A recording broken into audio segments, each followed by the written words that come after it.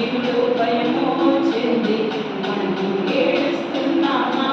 అయ్యో న్యాయమైన లేదే త్వరగా చేస్తే మేలంటూ స్వరము ఎత్తి కొడుతూ నీవు ఏడుస్తున్నావా?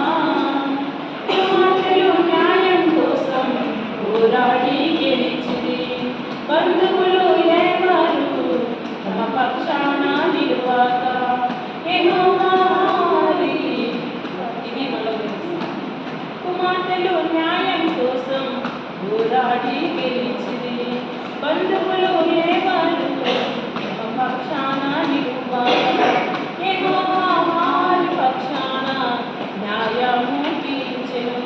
కుమార్తెల హక్కుల కోసం వారు పోరాడి జీవితం ఇది వారి పేరు అంటే తప్పుపోతారు.